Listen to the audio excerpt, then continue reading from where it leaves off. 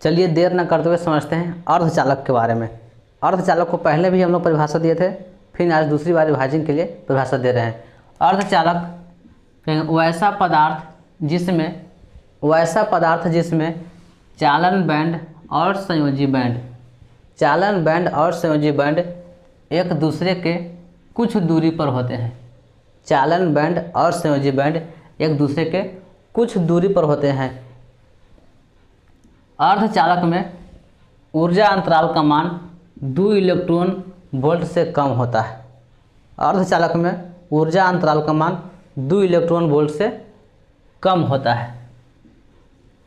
अर्धचालक के बारे में हम समझिए कि वैसा पदार्थ जिसमें चालन बैंड और संयोजी बैंड एक दूसरे के कुछ दूरी पर होते हैं और वह दूरी को ऊर्जा अंतराल कहते हैं और वह ऊर्जा अंतराल का मान 2 इलेक्ट्रॉन वोल्ट से कम होता है। यहाँ तक समझ चुके थे। अब समझते हैं अर्धचालक के प्रकार। अर्धचालक 2 प्रकार के होते हैं। अर्धचालक 2 प्रकार के होते हैं। पहला बोलते हैं हम लोग नैज अर्धचालक। नैज अर्धचालक को हम लोग कह सकते हैं शुद्ध अर्धचालक। नैज अर्धचालक को हम लोग कह सकते हैं शुद्ध अर्धचालक। तो पहला हो गया नैज अर्धचालक, दूसरा हो गया बाह्य अर्धचालक। इसको अशुद्ध भी कह सकते हैं। तो अर्धचालक 2 प्रकार का हुआ, पहला नैज अर्धचालक, दूसरा बाह्य अर्धचालक। तो पहले समझते हैं हम लोग नैज अर्धचालक के बारे में। नैज अर्धचालक क्या है? कहेंगे शुद्ध सिलिकॉन और जर्मेनियम को नैज अर्धचालक कहते हैं। शुद्ध सिलिकॉन और जर्मेनियम को नैज अर्धचालक कहते हैं। सिलिकॉन और जर्मेनियम दोनों को शुद्ध है, उसको हम लोग नैज अर्धचालक कहते हैं। नैज अर्धचालक की चालकता कम होती है। चालकता अर्थात विद्युत धारा पार करने का गुण उसमें बहुत कम होता है। और वह विद्युत धारा पार करने का गुण इसकी चालकता होता है जो ताप पर निर्भर करता है। मतलब विद्युत धारा सिलिकॉन और जर्मेनियम से पार करेगा या नहीं करेगा, तो वह किस पर निर्भर करता है? ताप पर निर्भर करता है। ताप पर अर्थात नैज अर्धचालक की चालकता कम होती है और इसकी चालकता ताप पर निर्भर करता है। ताप पर कैसे निर्भर करता है उसको समझते हैं। परम शून्य ताप कहें तो 0 केल्विन ताप। परम शून्य ताप कहें तो 0 केल्विन ताप पर नैज अर्धचालक होता है जो कुचालक जैसा व्यवहार करता है। अर्थात कहें तो परम शून्य ताप अर्थात 0 केल्विन ताप पर नैज अर्धचालक कुचालक के जैसा व्यवहार करता है। तो हम लोग देखें नैज अर्धचालक या शुद्ध अर्धचालक।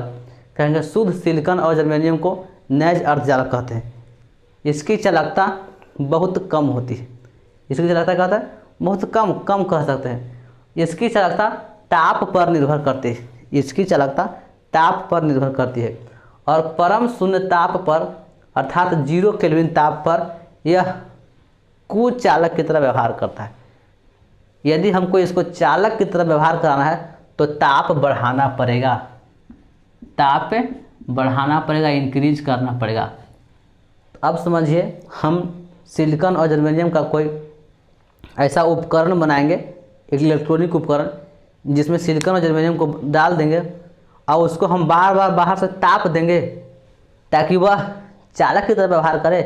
अर्थात विद्युत धारा पार करने के लिए उसको बाहर से हम लोग ताप देंगे नहीं, बाहर से ताप देंगे तो उपकरण खराब भी हो सकता है।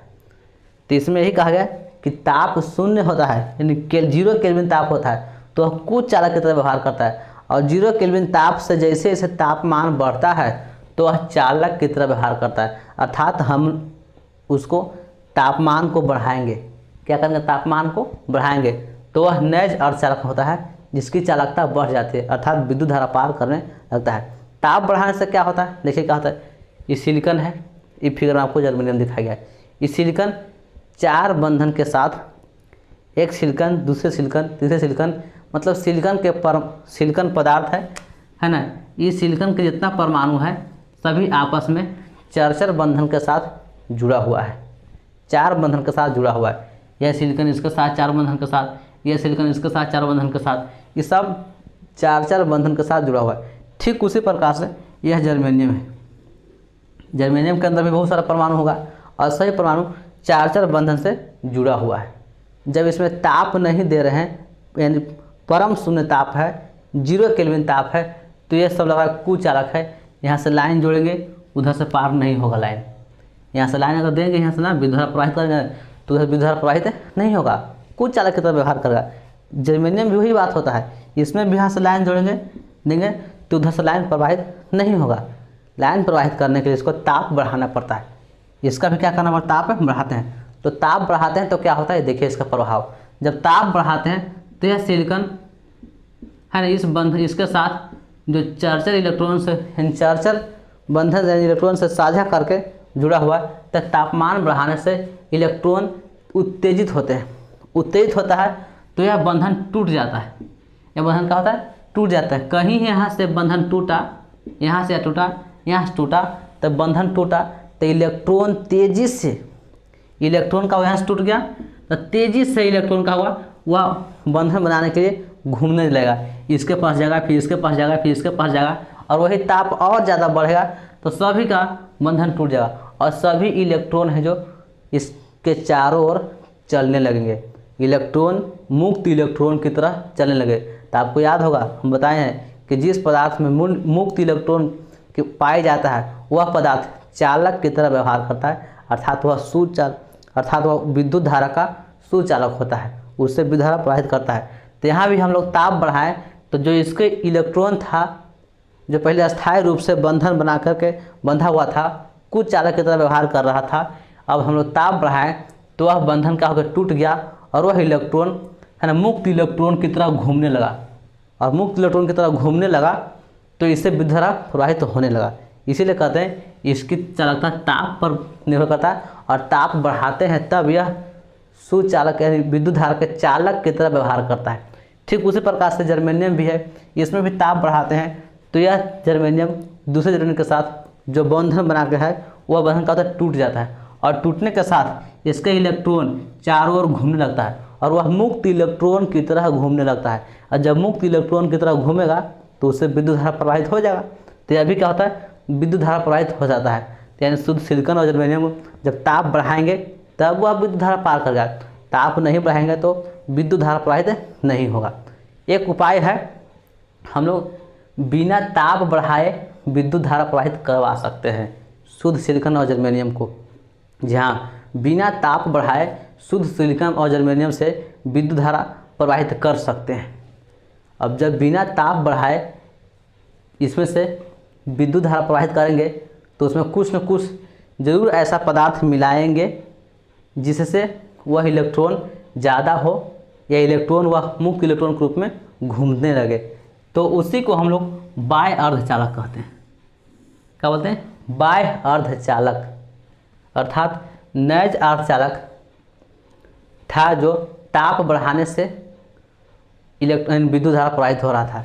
लेकिन बाह्य अर्धचालक है, यह बाह्य अर्धचालक, उसमें कुछ अशुद्धि मिलाएंगे, ऐसा पदार्थ मिलाएंगे जिससे वह बिना ताप बढ़ाए ही विद्युत धारा प्रवाहित करना शुरू कर दे, तो उसको हम लोग बाह्य अर्धचालक रखते हैं। तब तक आप इसको इतना नोट कीजिए, हम अगली इसको बाह्य अर्धचालक को समझाते हैं। अब हम लोग समझते हैं बाह्य अर्धचालक के बारे में। बाह्य अर्धचालक कहेंगे, इसकी परिभाषा, डोपिंग के द्वारा बने अर्धचालक को बाह्य अर्धचालक कहते हैं। डोपिंग के द्वारा बने अर्धचालक को बाह्य अर्धचालक कहते हैं। तो इसके बारे में हम लोग समझते हैं। हम लोगों ने देखा इसके पहले नैज अर्धचालक का कि उसकी अगर चालकता बढ़ानी हो, अर्थात उससे विद्युत धारा पार करवाना हो, तो उसको हम लोग ताप बढ़ाते हैं। तो ताप बढ़ाते हैं बाहर से, तब वह चालकता उसकी बढ़ जाता है। लेकिन हमने अंतर बताया कि कुछ ऐसे भी प्रक्रिया है जिससे बिना ताप बढ़ाए हम लोग सिलिकॉन, शुद्ध सिलिकॉन और जर्मेनियम अर्थात नैज अर्धचालक से विद्युत धारा प्रवाहित कर सकते हैं। तो ताप नहीं बढ़ाएंगे तो कुछ न कुछ उसमें मिलाएंगे, कुछ न कुछ क्या करें उसमें मिलाएंगे। तो नैज अर्धचालक में डोपिंग कराते हैं। क्या कहते हैं, डोपिंग, इसलिए उसको कहते हैं डोपिंग के द्वारा बने अर्धचालक को बाह्य अर्धचालक कहते हैं। अब डोपिंग क्या है समझते हैं। डोपिंग क्या है, यह प्रश्न एग्जाम में आपको आता भी है कि डोपिंग क्या है या डोपिंग से आप क्या समझते हैं। ऐसे आम भाषा में डोपिंग मतलब समझना कि डोपिंग मतलब किसी की कार्य क्षमता को बढ़ाना। डोपिंग का मतलब समझना किसी की कार्य क्षमता को बढ़ाना। कभी कभी आप लोगों ने सुना हुआ है ना कि जो व्यक्ति है ना को रेस लगाना है या रेस जीतना है, दौड़ जीतना है, सबसे आगे जीतना है, तो क्या होता है कि कुछ समय के लिए कुछ ऐसा इंजेक्शन लेता है कि वह थकता नहीं है, खूब दौड़ता है, या कुछ ऐसी दवा खा लेता है, वह बहुत तेज़ से दौड़ता है कुछ समय तक के लिए, उसको डोपिंग कहते हैं। ठीक उसी प्रकार से इसमें भी बाह्य अर्धचालक जो होते हैं जो डोपिंग से बनते हैं। किससे बनते हैं? डोपिंग से। अर्थात नैज अर्धचालक में कुछ न कुछ हम उसमें मिलाएंगे, कुछ न कुछ उसमें मिलाएंगे, तब वह चालक की तरह व्यवहार करेगा। यदि नहीं मिला रहे थे तो उसको ताप बढ़ाना पड़ रहा था, लेकिन इसमें कुछ न कुछ मिलाएंगे, तो मिलाएंगे तो वह क्या बन जाएगा? बाह्य अर्धचालक बन जाएगा।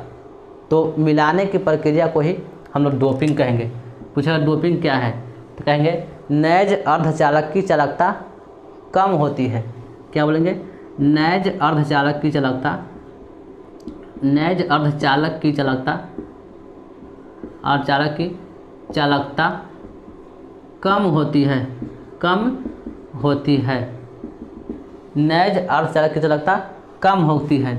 इसकी चालकता बढ़ाने के लिए, इसकी चालकता बढ़ाने के लिए, चालकता बढ़ाने के लिए, बढ़ाने के लिए अशुद्धि मिलाते हैं,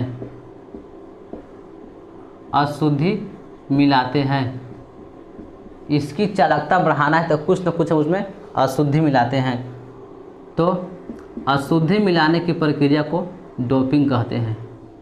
अशुद्धि मिलाने की प्रक्रिया को, अशुद्धि मिलाने की प्रक्रिया को, अशुद्धि मिलाने की प्रक्रिया को डोपिंग कहते हैं,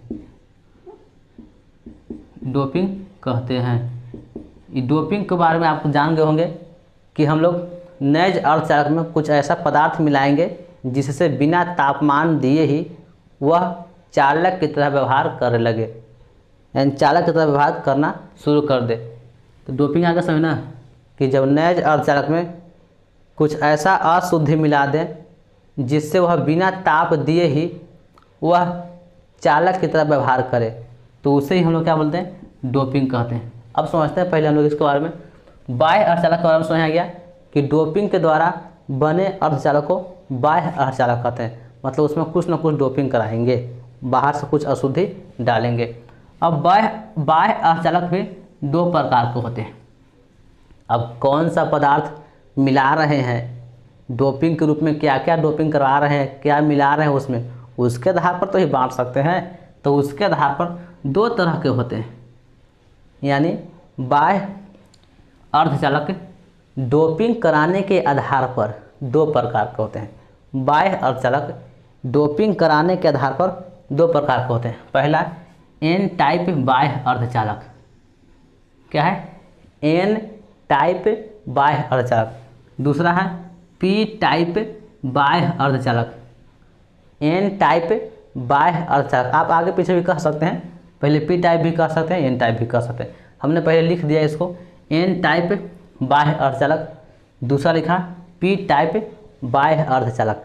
अब समझते हैं कि कौन ऐसा अशुद्धि मिलाएंगे जिससे वह एन टाइप अर्धचालक कहलाएगा।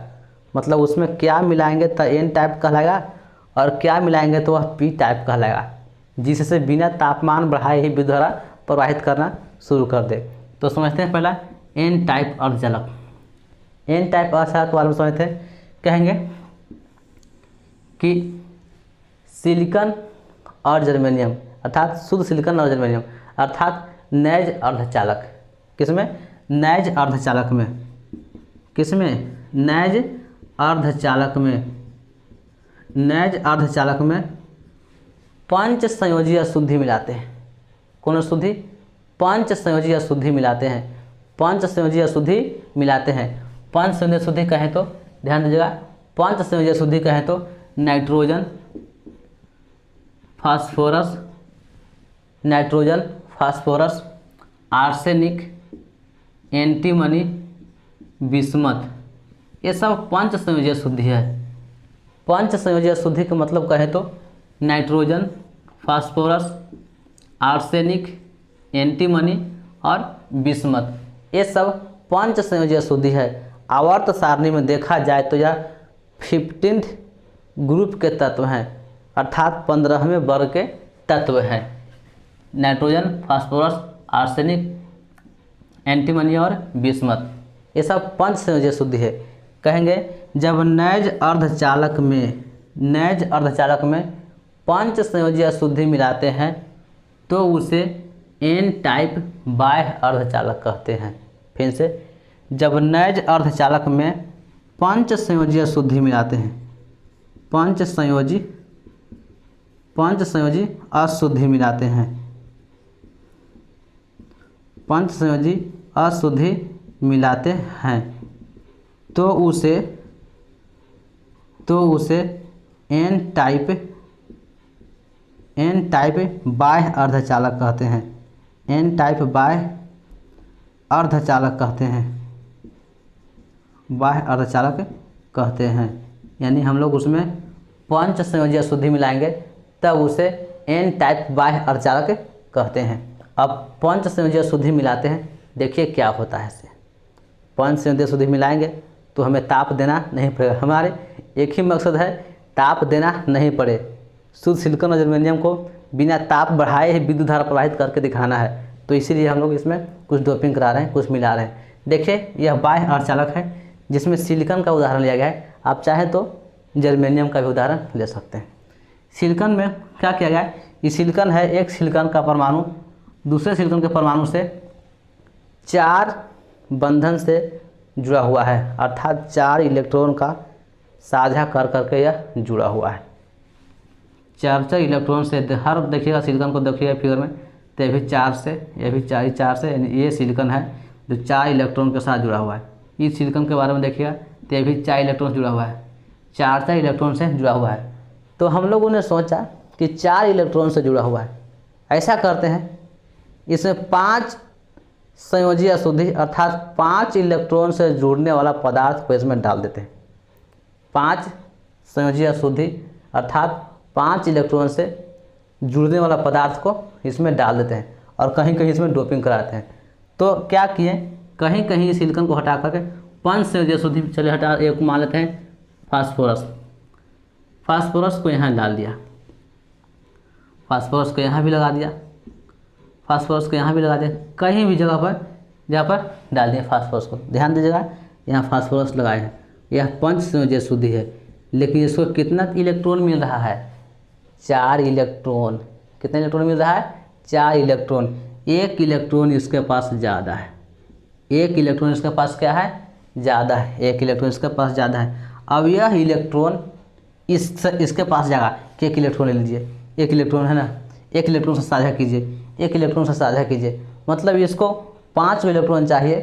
1 इलेक्ट्रॉन के लिए है ना, साझा करने के लिए किसी से आओ मांगेगा कि 1 इलेक्ट्रॉन हमको चाहिए, 1 इलेक्ट्रॉन चाहिए हमको, 1 इलेक्ट्रॉन चाहिए। वह हर जगह से कहेगा यह फास्फोरस की 1 इलेक्ट्रॉन चाहिए, 1 इलेक्ट्रॉन चाहिए।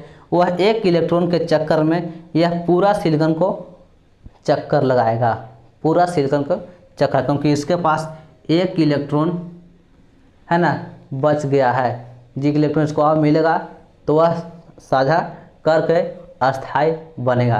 लेकिन हम तो यही चाह रहे थे कि इलेक्ट्रॉन चक्कर लगाए, मुक्त इलेक्ट्रॉन के रूप में चक्कर लगाए, तब ना विद्युत धारा प्रवाहित होगा। इसीलिए 5 संयोजी अशुद्धि मिलाए थे। तब यह इलेक्ट्रॉन क्या करेगा, इस धातु में यानी जो पदार्थ इसका होगा इसमें इलेक्ट्रॉन चक्कर लगाना शुरू कर देगा। वह इलेक्ट्रॉन मुक्त इलेक्ट्रॉन की तरह घूमना शुरू कर देगा और मुक्त इलेक्ट्रॉन का हम लोगों ने फायदा उठा लिया। जब किसी पदार्थ में मुक्त इलेक्ट्रॉन पाए जाते हैं तो वह उस पदार्थ से विद्युत धारा प्रवाहित हो सकता है। तो यही मुक्त इलेक्ट्रॉन का हो गया, घूमने लगा, तो इससे क्या हो गया, विद्युत धारा प्रवाहित हो गया। तो इसे हम लोग कहें बिना ताप बढ़ाए ही हम लोगों ने अशुद्धि मिला करके इसको चालक की तरह व्यवहार करा दिए। अब इसकी परिभाषा समझिए। देखिए एन टाइप बाह्य अर्धचालक कहेंगे जब नैज अर्धचालक में पंच संयोजी अशुद्धि मिलाते हैं, पंच संयोजी अशुद्धि मिलाते हैं तो इलेक्ट्रॉन की अधिकता हो जाती है। जब नैज अर्धचालक में पंच संयोजी अशुद्धि मिलाते हैं तो इलेक्ट्रॉन की अधिकता हो जाती है, इलेक्ट्रॉन की अधिकता हो जाती है और यह इलेक्ट्रॉन मुक्त इलेक्ट्रॉन की तरह चक्कर लगाने लगता है, मुक्त इलेक्ट्रॉन की तरह घूमने लगता है, जिससे यह चालक की तरह व्यवहार करता है, जिससे यह चालक की तरह व्यवहार करता है। इसे हम लोग एन टाइप बाह्य अर्धचालक कहते हैं, इसे हम लोग एन टाइप बाह्य अर्धचालक कहते हैं। समझ में आ गया होगा एन टाइप बाह्य अर्धचालक। हमने चला के किया कि इसमें पंच संयोजी अशुद्धि मिला दिया जिससे इलेक्ट्रॉन ज़्यादा हो गया, इलेक्ट्रॉन क्या कर रहा है, चक्कर लगाए लगा मुक्त इलेक्ट्रॉन के रूप में। अब दूसरा हम लोग समझते हैं पी टाइप बाह्य अर्धचालक, पी टाइप बाह्य अर्धचालक। तब तक आप इसको नोट कीजिए। अब हम लोग समझते हैं दूसरा पी टाइप बाह्य अर्धचालक। क्या समझते हैं, पी टाइप बाह्य अर्धचालक। एन टाइप तो हम लोगों ने समझ लिया कि नैज अर्धचालक में पंच संयोजी अशुद्धि मिलाए थे, तब उसके हम लोग एन टाइप बाह्य अर्धचालक कहे थे। लेकिन पी टाइप बाह्य अर्धचालक समझते हैं, कहेंगे जब नैज अर्धचालक में, जब नैज अर्धचालक में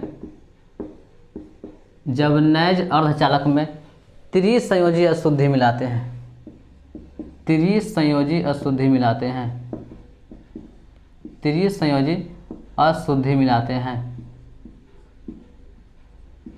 अशुद्धि मिलाते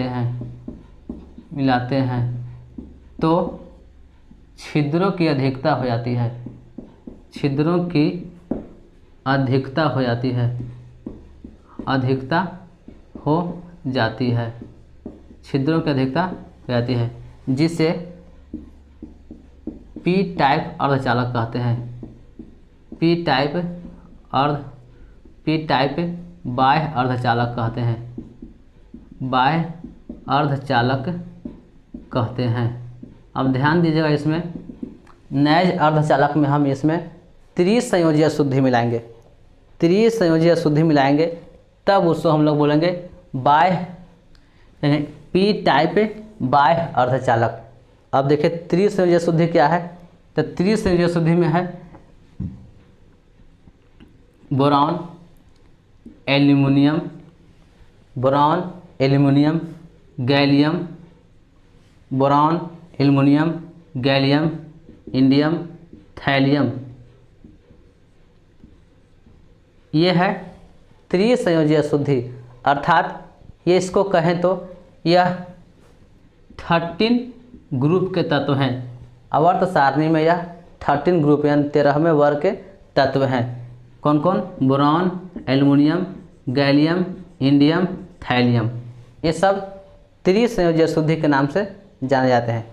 त्रिसंयोजी अशुद्धि अर्थात कहें तो यह 3 इलेक्ट्रॉन से यह साझा करेगा, 3 इलेक्ट्रॉन से समझौता करके यह बंधन बनाएगा। हमने उसमें चला के किया था कि 5 संयोजी अशुद्धि डाला था, अब की क्या कर रहे हैं, त्रिसंयोजी अशुद्धि को डाल रहे हैं। इस बाह्य नैज अर्धचालक में त्रिसंयोजी अशुद्धि मिला रहे हैं। कहीं कहीं हम लोग सिलिकॉन को हटाएंगे और त्रिसंयोजी अशुद्धि कोई एगो डालेंगे। यहाँ से क्या करते हैं, सिलिकॉन को हटाते हैं तो त्रिसंयोजी अशुद्धि मान ली जाए, एल्युमिनियम को यहाँ से डालते हैं इसमें त्रिसंयोजी अशुद्धि। तो एल्युमिनियम क्या है, से 3 इलेक्ट्रॉन के साथ साझा करता है, 3 इलेक्ट्रॉन के साथ क्या करता है, साझा करता है। चौथा यहाँ पे खाली हो जाएगा, वैकेंट क्या है, खाली हो जाएगा। इसका इलेक्ट्रॉन यहाँ से दौड़ कर आएगा इसको भरने के लिए, यहाँ से इलेक्ट्रॉन का आएगा भरने के लिए, इसका इलेक्ट्रॉन यहाँ से इस छिद्र को भरने के लिए चला आएगा तो यहाँ पे खाली हो जाएगा, तो यहाँ पे क्या हो जाएगा, छिद्र खाली हो जाएगा। ठीक उसी प्रकार से यहाँ खाली हो जाएगा तो यह इलेक्ट्रॉन यहाँ से उठ करके यहाँ भरने के लिए चलाएंगे तो यहाँ पर खाली हो जाएगा। मतलब यह एक छिद्र के चलते यानी एक वैकेंट के चलते, खाली के चलते वो पूरा इलेक्ट्रॉन यहाँ से उठ के यहाँ, यहाँ से उठ के यहाँ, यहाँ से उठ के यहाँ, यहाँ से उठ के यहाँ इलेक्ट्रॉन आ रहा है। ऐसा 2-4 गो जगह ऐसे और एल्युमिनियम डाल देते हैं यहाँ पे तो यहाँ पे भी छिद्र हो जाता है, यहाँ डालते हैं एल्युमिनियम तो यहाँ पे भी छिद्र हो जाता है। मतलब कहेंगे पंच संयोजी अशुद्धि में जब एल्युमिनियम यानी त्रिसंयोजी नैज अर्धचालक में त्रिसंयोजी अशुद्धि मिलाते हैं तो छिद्रों की अधिकता हो जाती है। किसकी अधिकता होती है? छिद्रों की अधिकता हो जाती है। छिद्रों की अधिकता कहने का मतलब यहाँ पे है ना, ये ज़्यादा इलेक्ट्रॉन यहाँ पे भरने के लिए जगह यहाँ पे ज़्यादा खाली हो जाता है। तो इस जगह को भरने के लिए इधर से इलेक्ट्रॉन, इधर से इलेक्ट्रॉन, इधर से इलेक्ट्रॉन गति करना शुरू है। जब यह इलेक्ट्रॉन आपस में गति करना शुरू कर देगा, यह इलेक्ट्रॉन मुक्त इलेक्ट्रॉन के रूप में घूमना शुरू कर देगा, तब इससे विद्युत धारा प्रवाहित हो जाएगा। यही हम लोग चाह रहे थे कि बिना ताप दिए इससे विद्युत धारा प्रवाहित करना है, तो इसमें क्या करा दिए, अब की त्रिसंयोजी अशुद्धि डाल दिए, तो ये वो खाली हो जाएगा। तो उसको खाली होता छिद्र कहेंगे हम लोग। तो यहाँ पे यह छिद्र यानी जहाँ जहाँ लगाएंगे वहाँ वहाँ क्या होगा, खाली होगा। इसको भरने के लिए जो इलेक्ट्रॉन दौड़ कर आएगा, भरने के लिए दौड़ के आएगा, वह वहाँ पर भी क्या होगा, उसका स्थान पर खाली होगा, उसका स्थान पर क्या होगा, खाली हो जाएगा। इस तरह से पी टाइप अर्धचालक का निर्माण होता है। इस तरह के से पी टाइप अर्धचालक का निर्माण होता है। परिभाषा इसको लिख लीजिएगा समझकर, बाह्य अर्धचालक है ना, पी टाइप बाह्य अर्धचालक। जब नैज अर्धचालक में त्रिसंयोजी अशुद्धि मिलाते हैं, जब नैज अर्धचालक में त्रिसंयोजी अशुद्धि मिलाते हैं तो उसमें छिद्रों की अधिकता हो जाती है, अर्थात प्लस की यानी छिद्रों की अधिकता हो जाती है। छिद्रों की अधिकता हो जाती है जिसे पी टाइप बाह्य अर्धचालक कहते हैं। छिद्रों की अधिकता हो जाने से इलेक्ट्रॉन मुक्त इलेक्ट्रॉन की तरह इसमें भी फिर से गति करने शुरू कर देते हैं, जिससे यह चालक की तरह व्यवहार करना शुरू करता है। तो हम लोग का मुख्य उद्देश्य था बिना ताप बढ़ाए सिलिकॉन और जर्मेनियम से विद्युत धारा प्रवाहित करना। इसको करने के लिए दो तरह के हम लोग देखे, एन टाइप और पी टाइप, दोनों देख लिए। तो हम लोग देख लिए N type, P type, doping है ना, इन सब के बारे में हम लोगों ने समझ लिया। यदि यह वीडियो आपको अच्छा लगा हो तो एक लाइक ज़रूर कर दीजिएगा और कमेंट में ज़रूर बताइए कहाँ कहाँ आपको समझने में परेशानी हो रही है। यदि अच्छे से समझ चुके हैं तो अपने मित्रों तक भी शेयर कर दीजिए, ताकि हमारा उद्देश्य भी बना रहे और अपने मित्र भी आपके साथ इसी साथ पढ़ लें। धन्यवाद, मिलते हैं अगले वीडियो में इसके बाद।